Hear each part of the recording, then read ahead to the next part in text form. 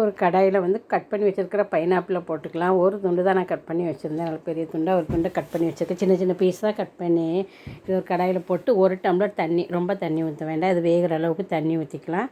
1 tumbler தண்ணி ஊற்றி இப்போ அடுப்பு பற்ற வச்சுக்கலாம். அடுப்பு பற்ற வச்சுட்டு இது கூட மஞ்சத்தூள் ஒரு 1/2 ஸ்பூன் போட்டுக்கலாம். போட்டு மிளகாய்த்தூள் போட்டுக்கலாம். மிளகாய்த்தூள் 1 ஸ்பூன் போட்டுக்கலாம். 1 ஸ்பூன் மிளகாய்த்தூள், தனி மிளகாய்த்தூள், தேவையான உப்பு போட்டு நல்லா கலந்து விட்டுக்கலாம். நல்லா கலந்து விட்டுட்டு நல்லா வேக விடலாம். இந்த பைனாப்பிள் பச்சடி சாதத்தில் போட்டு பிசைஞ்சி சாப்பிட்டுக்கலாம். சப்பாத்திக்கு நல்லாயிருக்கும். எல்லா விதமான குழம்புக்கும் சைடிஷாக வச்சுக்கலாம். இது கூட ஒரு பச்சை மிளகாய் கட் பண்ணி வச்சுருக்கேன், அதையும் போட்டு கொஞ்சமாக கருவேப்பிலையும் போட்டு நல்லா மூடி போட்டு வேக விட்டுக்கலாம். அதுக்குள்ளே மசாலா அரைச்சிக்கலாம். மிக்ஸி ஜாரில் ஒரு 1/4 ஸ்பூன் ஜீரகம், நான் கொஞ்சமாக எடுத்துருக்கிறதுனால அதுக்கு தகுந்தாப்புல எடுத்திருக்கேன்.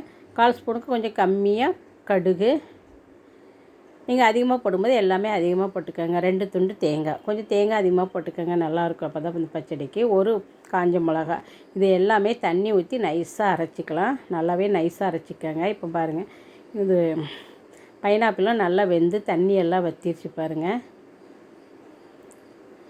இந்த அளவுக்கு நல்லா தண்ணி வற்ற வேக வச்சுட்டு இப்போ நம்ம அரைச்சி வச்ச மசாலா போட்டுக்கலாம்.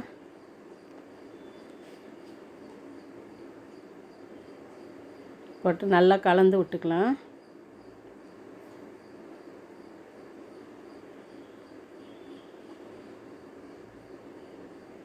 கொஞ்சமாக தண்ணி, ரொம்ப தண்ணி ஊற்றாதீங்க, ஜார் அலசின தண்ணி, கொஞ்சமாக தண்ணி ஊற்றி அப்படியே சிம்லேயே மூடி போட்டு நல்லா வேக விட்டுக்கலாம்.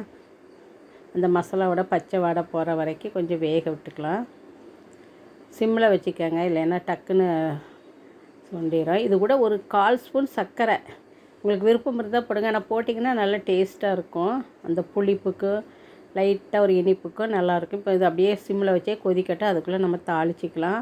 தேங்காய் ஊற்றி தாளிங்க, அப்போ தான் இந்த பச்சடிக்கு நல்லாயிருக்கும். கடாயில் தேங்காய் ஊற்றி கொஞ்சமாக கடுகு உளுந்தம்பருப்பு போட்டுக்கலாம். போட்டு 2 காஞ்ச மிளகாய் கிள்ளி வச்சுருக்கேன், அதையும் போட்டு நல்லா பொரிஞ்சதுக்கப்புறம் ஒரு 5 சின்ன வெங்காயம் கட் பண்ணி வச்சுருக்கிறேன், அதையும் போட்டுக்கோங்க. இங்கே பாருங்கள், இங்கேயே நல்லா அப்படியே நல்லா சிம்மில் வச்சு அப்படியே நல்லா கலந்து விட்டுட்டு அப்போ கலந்து விட்டுக்கோங்க, அடி பிடிச்சிரும். மசாலாவோட பச்சை வாடையும் போயிடுச்சு. இது கூட கடைசியில் அடுப்பு ஆஃப் பண்ணிவிட்டு கடைசியில் 1 ஸ்பூன் தயிரும் ஊற்றி அப்படியே கலந்து வச்சிடுங்க. அந்த அடுப்பு ஆஃப் பண்ணிவிட்டு ஊற்றுங்க, ரொம்ப கொதிச்சிடக்கூடாது, இல்லைனா பிரிஞ்சிடும் அந்த தயிர்.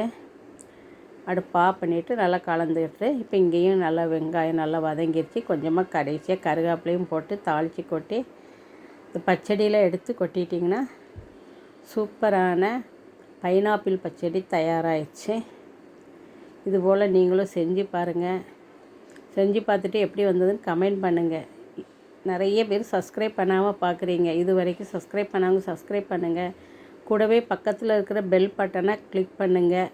உங்கள் ஃப்ரெண்ட்ஸுக்கும் ஷேர் பண்ணுங்கள். நன்றி, வணக்கம்.